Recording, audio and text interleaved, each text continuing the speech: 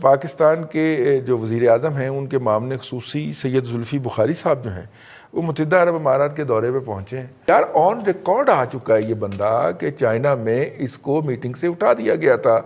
ٹھیک ہے, ہم نے کتنا کب عزت کروانا ہے اس ملک کو کہ ایک جو ناپسندیدہ آدمی تھا یو اے کی, سعودی عرب سے الگ اس کی ہمیں شکایت آئی, چائنا سے الگ آئی, بلکہ چائنیز نے تو لگی لپٹی رکھے بغیر اس کو میٹنگ سے ہی باہر نکال دیا, اس کو ہم نے اب یو اے ای بھجوا دیا. یار یہ کن کی حکومت ہے اس ملک پہ؟ یہ جو ہے یہی وجہ ہے کہ یو اے ای نے ہمیں بڑے آرام سے سفید جھنڈی کروائی ہے. انہوں نے کہا جی جب ہوگا, جب دیگ پک جائے گی تو پھر آ کے لے جائیے گا, فی الحال تو دیگ پکڑ رہی ہے نہیں. ہم گئے تھے کہ جی 4 بندے اب کرونا کے بعد کھلنے لگے ہیں تو کوئی 4 بندے ہمارے لے لیں, کم از کم ایجنڈا یہی کیا گیا, لیکن اس کے حوالے سے کوئی پازیٹیو رسپانس نہیں آیا. ڈیسیشن جو ہے کہیں جانے کا یہ پرائم منسٹر صاحب کرتے ہیں یا فارن آفس کرتا ہے ان کی رہنمائی کے اندر. اب جب ہم کسی بندے کو باہر بھیجتے ہیں تو ایڈوائزر کا باہر جانا کوئی غیر معمولی بات نہیں ہے. تو یہ ایز سچ کوئی بہت زیادہ ایسی ٹریڈیشن نہیں ہے کہ جس کو آپ کہہ سکیں کہ یہ بالکل ہم نے ایک غلط کام کیا ہے. یہ ایک روٹین کی بات ہے. پہلی بات تو میں یہ عرض کروں گا, ہمارے فنانس کے بھی تو ایڈوائزر ہی ہیں جو سارے معاملات جی گورنمنٹ تو ایڈوائزرز ہی چلا رہے ہیں نا جی. اس وقت بدقسمتی تو یہی ہے کہ الیکٹڈ بندے پیچھے ہیں, ایڈوائزرز ہمارے ماشاءاللہ بہت آگے ہیں اور وہ بہت لائق لوگ ہیں. تو انہیں ڈیفینیٹلی جو جس گورنمنٹ میں یہ انہوں نے جا کے اپنا کیس پریزنٹ کیا ہے ڈیفینیٹلی بات کی ہوگی. ہم جب بھی جاتے ہیں مانگنے کی بات ہی کرتے ہیں نا جی.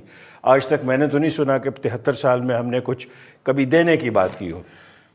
ہمدم درینہ شاید مسکرا رہے ہیں اس بات پہ, لیکن ہم نے کیا کہا ہوگا کہ جی ہمارے بندے لے لیں, ہماری غربت بہت ہے, ہم بڑے اچھے لوگ ہیں, ہم مسلمان ہیں, آپ بھی مسلمان ہیں. تو اب یہ کہانیاں جو ہے نا جی وہ پوری دنیا ہماری سنتی نہیں ہے. ہم اپنے ڈرائنگ روم کے اپنے ملک کے اندر رہ کے بڑی بڑی باتیں کرتے ہیں, لیکن جب ہم باہر جاتے ہیں تو اتنی تلخ حقیقتیں ہیں کہ ہم واپس آ کے ان کا ذکر تک نہیں کرتے. آپ فرما رہے ہیں کہ گورنمنٹ میں گئے ہیں, گورنمنٹ جو ہے یو اے ای کی اس نے ان کی بات نہیں مانی, تو بظاہر یہی لگتا چلیں. اور میں یہ سمجھتا ہوں یہ بات آپ جو فرما رہے ہیں یہ حقیقت کے نزدیک ہوگی. سر یو اے ای کے اندر انڈین انفلوئنس اتنا زیادہ ہے کہ آپ تصور نہیں کر سکتے. یہاں کوئی بندہ بات نہیں کرتا. یو اے ای کی bilateral trade with India, U A E کے جو وہاں ان کے رولز اینڈ ریگولیشنز ہیں اس کے اندر انڈینز کو جس طرح فوقیت دی جاتی ہے, انہوں نے سرکاری لیول کے اوپر مندر بنوا کے دیا ہے انڈینز کو. میں یو اے ای کی عرض کر رہا ہوں. انہوں نے ایک پبلک پہلی بار یو اے ای کے اندر ہوا ہے کہ انڈین پرائم منسٹر کے لیے انہوں نے جلسہ ارینج کر کے دیا ہے.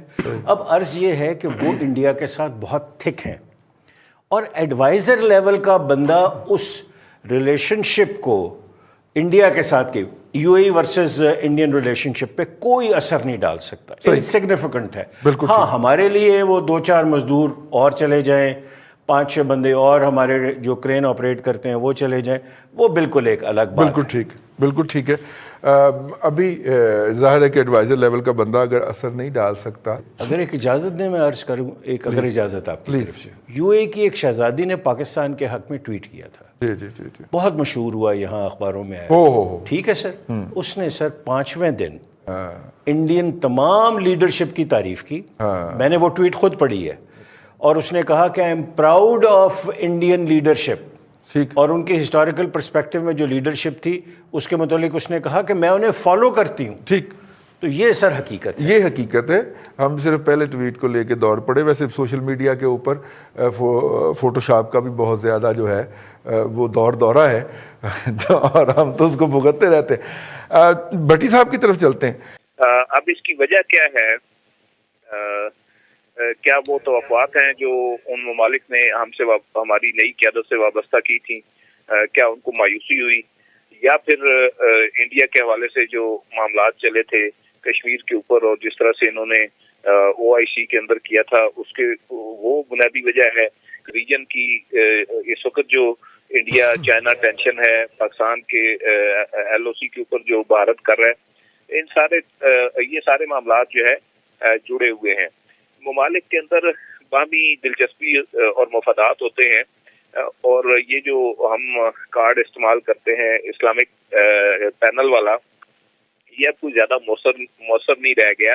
یو اے ای کے اندر جہاں تک زلفی بخاری کے جانے کا تعلق ہے، یہ دونوں ممالک کے تعلقات کے اندر کوئی اتنا بڑی تبدیلی نہیں لا سکتا، یا جس طرح سے پاکستانی واپس کمپنیاں ان کو نکال رہی ہیں اور واپس آ رہے ہیں، اس کے اوپر وہ بات چیت ضرور کر سکتے ہیں۔ صورتحال بڑی خراب ہو رہی ہے رضوان رئیس صاحب، جو باہر لوگ جو ریمیٹنسز ہمیں آتے تھے نہ صرف وہ رکے ہیں بلکہ بے روزگار ہو کر لوگ جو ہے وہاں سے آ رہے ہیں۔ بات یہ ہے جی کہ زلفی بخاری صاحب کا آپ کہہ رہے ہیں، دیکھیں جی وہ جو چورن بیچنے گئے تھے وہ اس مقدار میں نہیں بکا جس مقدار میں وہ لے کر گئے تھے، کوئی نہیں، ان کے اتنے پیٹ میں درد نہیں تھا یو اے ای والوں کے نا، اس لیے کم بک گیا۔ ایک بات چودھری ظہیر صاحب نے کہی ہے جی کہ بال عمران خان کی کورٹ میں ہے، بالکل درست کہا انہوں نے، میں ان سے 100% نہیں بلکہ کئی لاکھ فیصد ایگری کرتا ہوں، لیکن عمران خان اس کورٹ میں نہیں ہے، کورٹ میں کوئی اور بندہ ہے۔ خان صاحب بہت دور ہیں، بلکہ وہ رش میں کہیں پھنسے ہوئے ہیں، پتہ نہیں وہ انڈر پاس بنے گا کبھی، شاید اس کے نیچے سے آئیں گے یا اورنج ٹرین چلے گی تو اس پہ بیٹھ کے آئیں گے، لیکن پتہ کوئی نہیں ہے۔